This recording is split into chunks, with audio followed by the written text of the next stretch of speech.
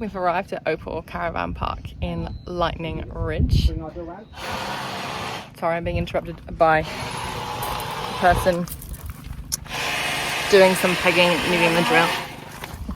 I'm bringing it! We're such a nag!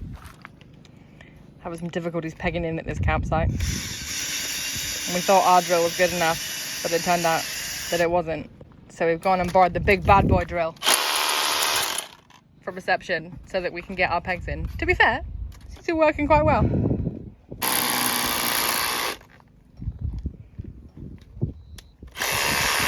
There you go. But it's a lovely little caravan park.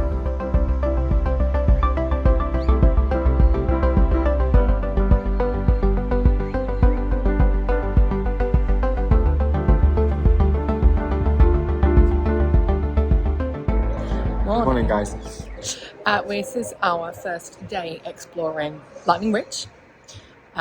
We are in town to get some breakfast, and it happens that there's a really good cafe that does really good food and coffee. Life is coffee. We're so millennial. Yeah, so we're going to plan what we're going to do for the day. I'm thinking it's going to be a super hot one today. Yeah, it's going to be 36. So there's this, what is it called, car door tours? Yeah, so we'll take you along for the ride. Yeah. Picking up some travel essentials, Graham. I reckon I'm going to go opal hunting. What do you reckon? You going to make me rich? Yeah.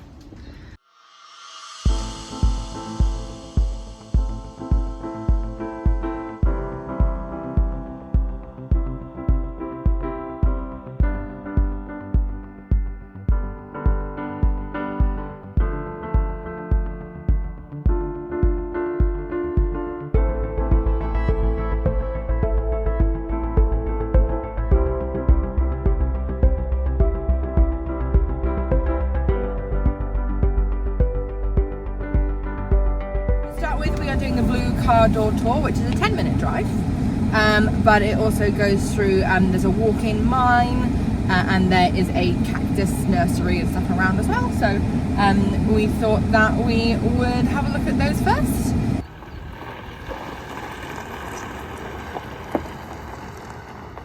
We've just arrived at the first stop on the Blue Car Door Tour around Lightning Ridge, which is Opal Mine Adventure Walk-in. So we're going to go and do that in a second.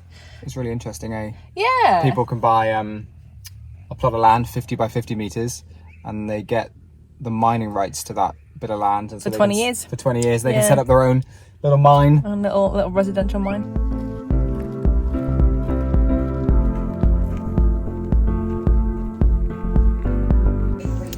Alright, so we're about to head underground. I like it underground.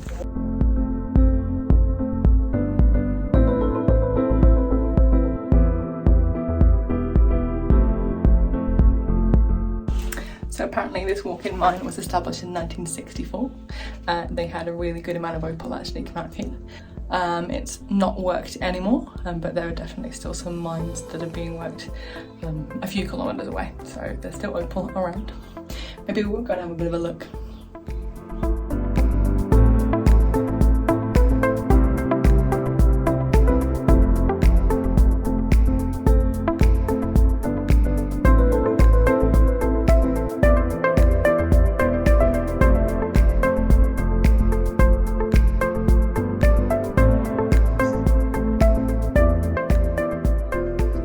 Super interesting, eh? There's a lot of information about how they do opal mining and how opals form. It's water that runs through, is it sandstone? Yeah. And hits a layer of clay. Fills in all the voids and picks stuff. up like silica on the way through the sandstone, and then it gets suspended in the clay. And when the clay sucks up the water, it leaves. Yeah, the shiny bits behind, the silica spheres. It's crazy. A lot of people put their lives into mining by hand, you know, and all that kind of thing. 1 in 10 miners find opal. Yeah. 1 in 10 of those make semi-decent money, and 1 in 10 of those make a fortune. So it's like a hard gamble to take with your life. If 0.1% of people actually make a fortune, it's crazy. I don't know. On with the car door tour. So this is Lunatic Hill at the top of the yellow car door tour. It's home to the McCudden family mine that's been with them for 50 years, and they are happy to let you fossick around the area just for $3 a person. Lunatic Hill is the largest open-cut mine in New South Wales. Next to the McCudden family mine is Lunatic Lookout. Lunatic Hill is named as it was thought that people that first mined here must be crazy, as it was further to dig down to the opal line, but in fact it proved very lucrative. This open-cut mine is no longer worked, and it has not been rehabilitated as it would normally have been, in order to preserve the heritage and history for future generations. In 1986, the biggest black opal knobby on record was found in this mine, worth $6 million. Australia produces 90% of the world's opal, and almost all of black opal, which is the rarest and most valuable kind, comes from Lightning Ridge. It's really funny because everywhere we drive, we keep just finding holes in the ground. All the way down. So we've just walked into the, I think it's called the Birds of Paradise Art Gallery along the Yellow Car Door Tour. I met the owner and painter of most of the paintings. Well, she paints, her and her husband paint most of the paintings. Yeah, so they came initially to the area and were doing some mining, and they arrived freshly married with a new baby. And it was summer and they were living in a tent. So in order to survive, she had to climb down the mine shaft with her husband while he was mining. With the baby? Sit on a ledge, feeding the baby until it got cool, and then climb up the shaft again. Crazy. Just can't even imagine. And she said they were camping in a dry creek bed.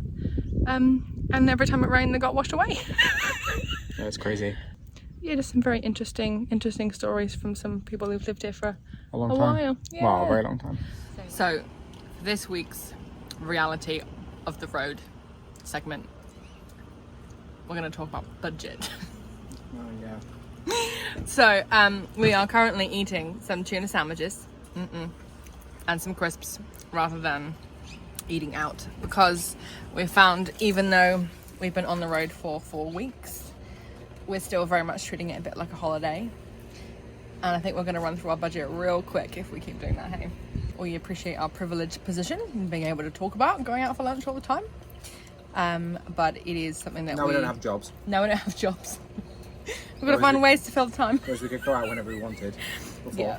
Yeah, so we just need to be a bit more aware, I think, of where our dollars and things are going. It's easy to drop the dollars at the servo, grab a, couple of chocolate biscuits or a couple of cans of Coke and stuff when you're buying petrol. I think that kind of goes for sort of cooking in the evening and things as well.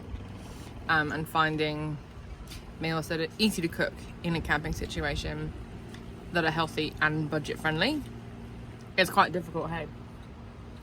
Yeah. So I think we need to find a nice good camp book recipe. We haven't got an endless budget to work with.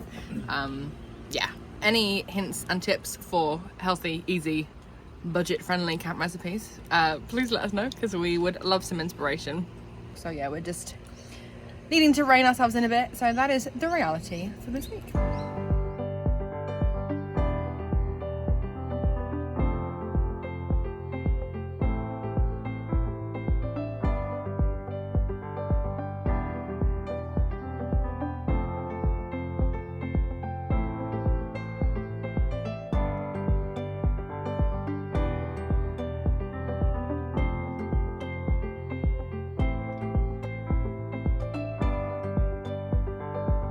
So we've driven, about 10 minutes to a place called Chamber of the Black Hand. Sounds pretty cool. People have said it's a bit of a not to be missed attraction. So, yeah. So we're down the mine. It's a long way down, actually. It's pretty deep. It's incredible down here. As you can see behind us. So this entire thing has been done by one man over 23 years. Hand dug the mine himself. Didn't produce a lot of opal, so he did it with the intention to use it as a tourist mine. And now he carved it all with a knife and fork. With a butter knife and a fork. Can you believe this? The entire way down. Insane. Crazy.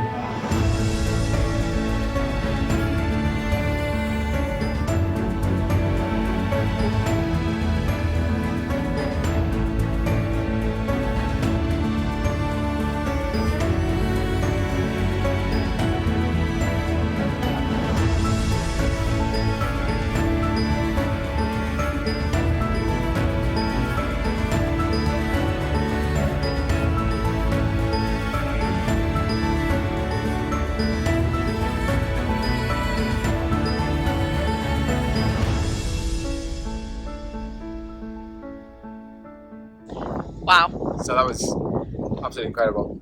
Didn't expect anything like that. 12 meters down, Yeah. and there's actually there's another mine level below where all the carvings are, down to 18 meters. So they were saying that the mine, hasn't yielded much opal, but wow, if you are in Lightning Ridge, that is an absolute must-do. Yeah.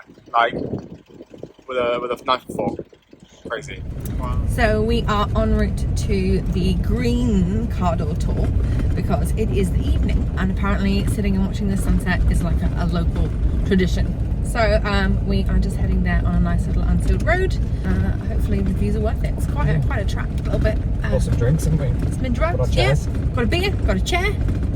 Just one because we're driving. Well, that's one beer, not one chair.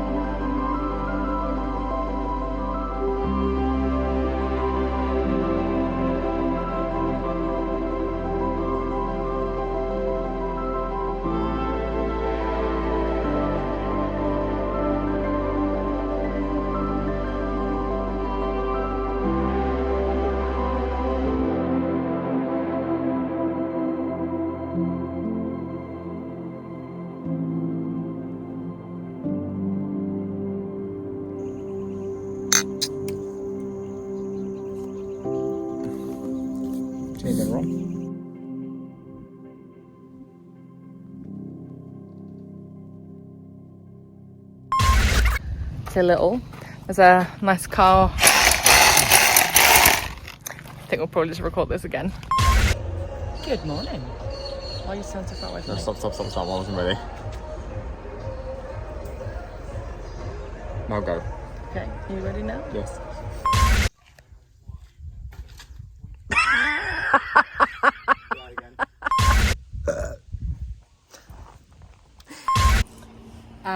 Got my boobs out, what are you doing? Yeah. Graham's got his boobs out. Nobody look at Graham's boobs.